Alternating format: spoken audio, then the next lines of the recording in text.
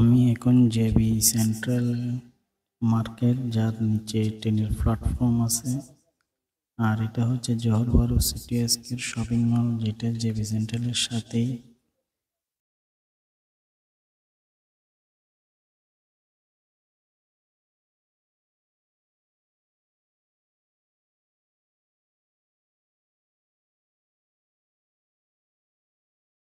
আসসালামু আলাইকুম। এটা আমার হোটেলের ফোন সেট এবং এটা আমার বেড, ডরমিটরি। আর এই হোটেলের প্রাইস প্রায় বাংলাদেশ টাকায় 2500 টাকার মতো, যেটা আমি জহর বারুতে ছিলাম ওই দিন রাতে। এটা হচ্ছে হোটেলের ডাইনিং এরিয়া। হোটেলটা কম বাজেটের মধ্যে মোটামুটি ভালো। যেদিন আমি সিঙ্গাপুর থেকে মালয়েশিয়া জোহর বারু স্টেটে প্রবেশ করি, টোস্টটা খুব মজার। হোটেলের পাশে একটা রেস্টুরেন্ট, ওখান থেকে গেছিলাম। আর এটা হচ্ছে জোহর বারুতে রাস্তা ফুটপাটে, তারা ফুটপাটের মধ্যে এভাবে করে সুন্দর করে সাজিয়েছে এবং নর্দমার মতো করে এখানে মাছ দিয়েছে। এটা হচ্ছে কেএসএল সিটি শপিং মল।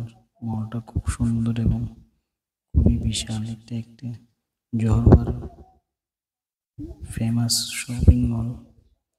এগুলো তাদের পুরোনো আমলের পণ্য। এগুলো হচ্ছে পুরোনো আমলের ডাক টিকিট এবং তাদের প্রাচীন আমলের সকল পণ্য কীভাবে মিউজিয়ামের মতো করে মার্কেটের একটি শপ এইভাবে সাজিয়েছে। এটা তাদের পুরোনো আমলের পিয়ানো। এরকম নানা রকম তাদের ঐতিহ্যগত এবং প্রাচীন পুরোনো জিনিসকে তারা এবং মার্কেটের মধ্যে সাজিয়ে বিক্রি করতেছে এবং প্রদর্শনী করে রাখছে মিউজিয়ামের মতো করে।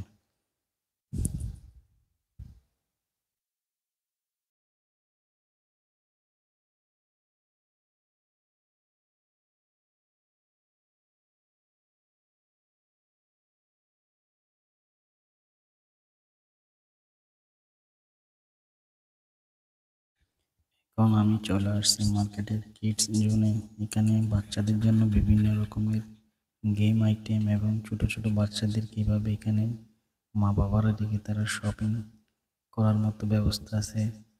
বিভিন্ন রকমের বাচ্চাদের গেমিং সিস্টেম এখানে তারা এইভাবে রাখছে, যাতে বাচ্চাদেরকে বিনোদন করতে পারবেন, বাচ্চারাও নানা রকম গেমিং খেলে নিজেদেরকে আনন্দিত রাখতে পারে।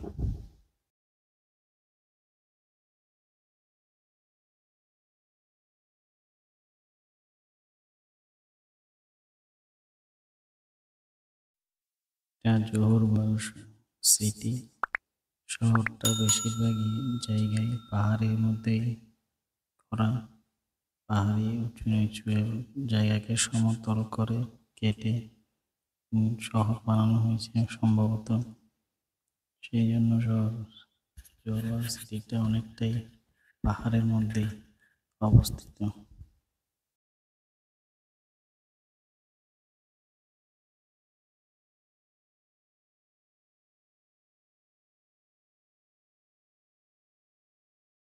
আমি এখন চলে আসছি জোহর বারু বাস টার্মিনাল। এটা জোহর বারু কেন্দ্রীয় বাস টার্মিনাল। এখান থেকে আমি বাসের টিকিট কাটি কুয়ালালামপুরের জন্য।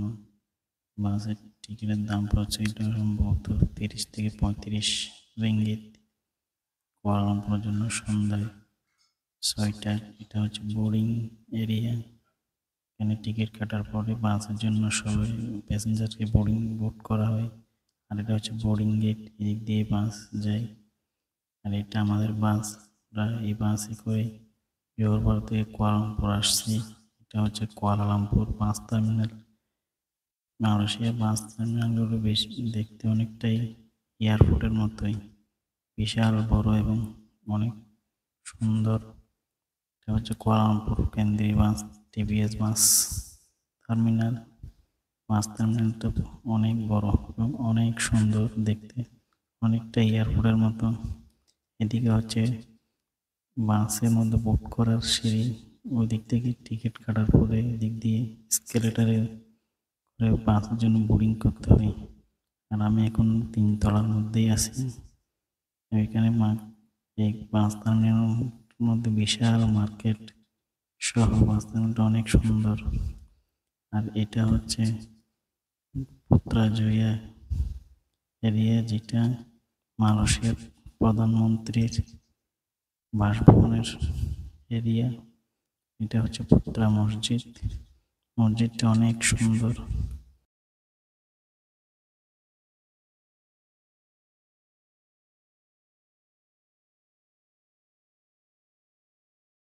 এটা হচ্ছে মালয়েশিয়ার প্রধানমন্ত্রীর কার্যালয় এরিয়া, কিন্তু একটা জিনিস লক্ষ্য করে দেখেন, এখানে কিন্তু কোনো রকম সিকিউরিটি নেই। আর এখানে বিভিন্ন স্কুল থেকে শিক্ষার্থীদেরকে শিক্ষা সফরে নিয়ে আসছে শিক্ষা টিচাররা, তাদেরকে নানা বিষয় সম্পর্কে শিখাচ্ছে, দেখাচ্ছে, বোঝাচ্ছে।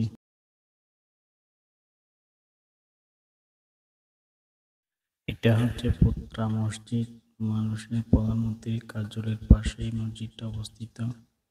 এখানে আজকে অনেক টুরিস্ট আসছে মসজিদটি দেখার জন্য।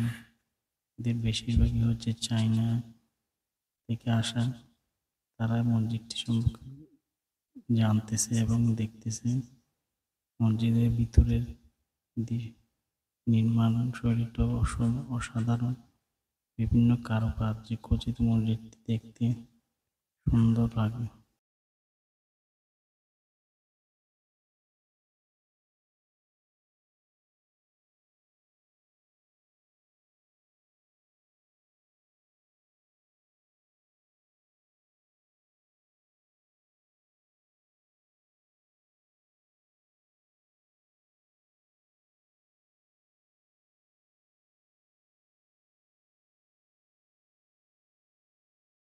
মসজিদের পাশে গার্ডেন এবং মসজিদের সামনের এরিয়াটা অনেক বড় এবং বিশাল সুন্দর। মসজিদের দোনো পাশে গার্ডেন। এটা হচ্ছে মালয়েশিয়ার প্রধানমন্ত্রীর কার্যালয়। এই মসজিদের পিছনের পাশে নদী, যেটা লেকের মতো। এটা হচ্ছে মালয়েশিয়ার প্রধানমন্ত্রীর কার্যালয়। এটা হলো পুত্রা মসজিদ, বাইরে থেকে এরকম সুন্দর। আর এটা হচ্ছে পুত্রা স্কোয়ার। আমি এখন এখান থেকে যাব বুকিত বিন্তাং পেট্রোনাস টাওয়ার দেখার জন্য।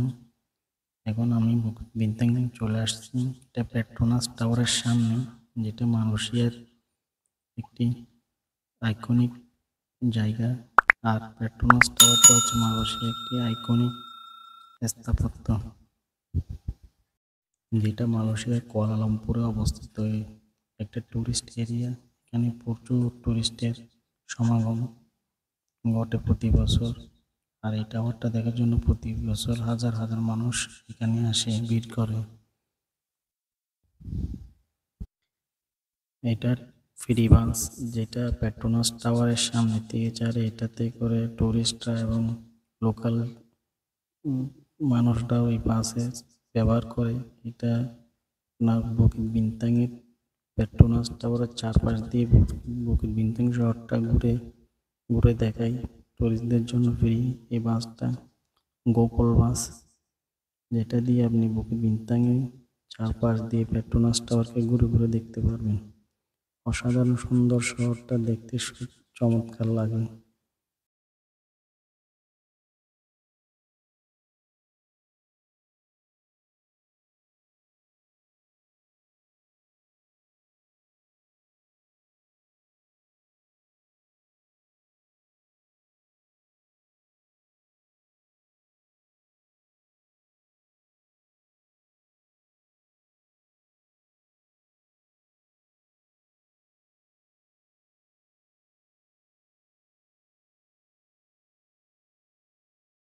আমি বুকিত বিন্তাং আসছি মেট্রো করে, টিভিএস বাস টার্মিনালের মেট্রো স্টেশন থেকে মেট্রো টিকিট কেটে বুকিত বিন্তাং পর্যন্ত আসি।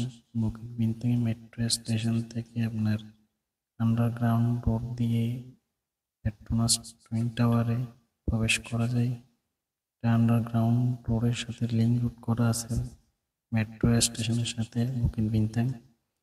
এটা দিয়ে সহজে আপনারা যে কোনো জায়গায় থেকে মেট্রোতে করে বুকিত বিন্তাং পেট্রোনাস টুইন টাওয়ার আসতে পারবেন।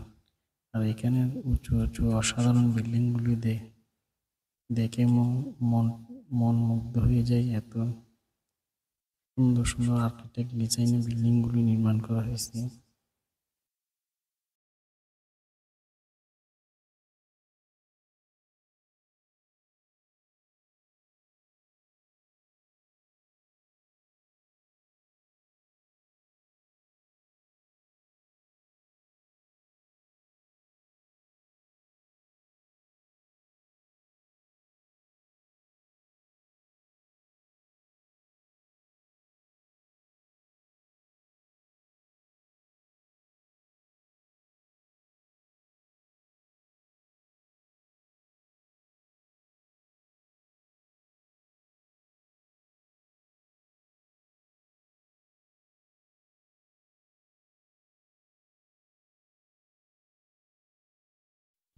এটা হচ্ছে পেট্রোনাস টাওয়ারের বাইরের এরিয়া। আর এটা হচ্ছে পেট্রোনাস টাওয়ার, যেটা পৃথিবীর কয়েকটা উঁচু ভবনের মধ্যে একটি। এটা হচ্ছে এন্ট্রি এরিয়া। ইন্টেরিয়র ডিজাইন সত্যি অসাধারণ। আমি এখন টাওয়ার ভিতরে মার্কেটের মধ্যে যাচ্ছিলাম। মার্কেটটা অসাধারণ সুন্দর, বিশাল বড় এবং অনেক সুন্দর। ওই দিন ওইখানে আপনার প্রচুর টুরিস্ট আসছে সব টাওয়ারটা দেখার জন্য। এগুলি সব টুরিস্ট চাই দেখার জন্য আসছে। এখান থেকে আমি মেট্রো করে সোজা চলে যাই কেয়ার সেন্টার। এখন আমি কেয়ার সেন্টার থেকে সারাঘাটের ট্রেনের টিকিট দাম পড়ে 102 রিঙ্গিত। সারাঘাটের ট্রেন প্যাদেং বছর গিয়ে পৌঁছাই সকাল ভোর 4টার দিকে। এখন আমি প্যাদেং বছর চলে আসছি। এটা প্যাদেং বছর রেল স্টেশন। এখান থেকে এই ফর্মটা ফিল আপ করে, এটা হচ্ছে তাই ট্রেনের টিকিট, যেটা 50 বাদ পড়ে। এখান থেকে টিকিট কাটতে হবে টিকিট কাউন্টার তাই স্টেশনে। আর এদিকে সবাই ইমিগ্রেশনের জন্য বসে আছে। তাই ইমিগ্রেশন করে আমরা উঠে যাই থাইল্যান্ডের ট্রেনে। এখন আমি থাইল্যান্ডের ট্রেনে আসি। এখন আমরা থাইল্যান্ডের উদ্দেশ্যে রওনা দিলাম। ট্রেন এখন মালয়েশিয়া থেকে থাইল্যান্ডের বর্ডার ক্রস করে থাইল্যান্ডে প্রবেশ করছে। এটা হচ্ছে থাইল্যান্ডের হেতাই প্রভিন্স। আমাদের ট্রেন আস্তে আস্তে হেতাইয়ের দিকে, হেতাই জনসনের দিকে যাচ্ছে।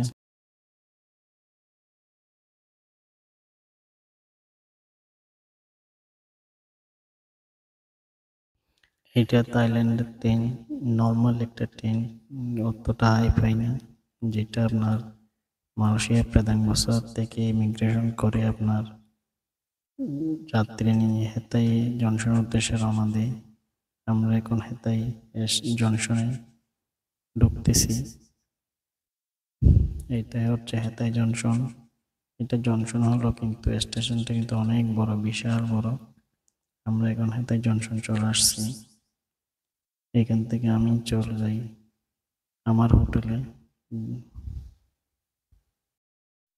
আমার পরবর্তী ব্লগ দেখার অনুরোধ নিয়ে আজকের মতো আমি বিদায় নিচ্ছি। ভালো লাগলে আমার চ্যানেলটা সাবস্ক্রাইব, লাইক এবং শেয়ার করে দিবেন।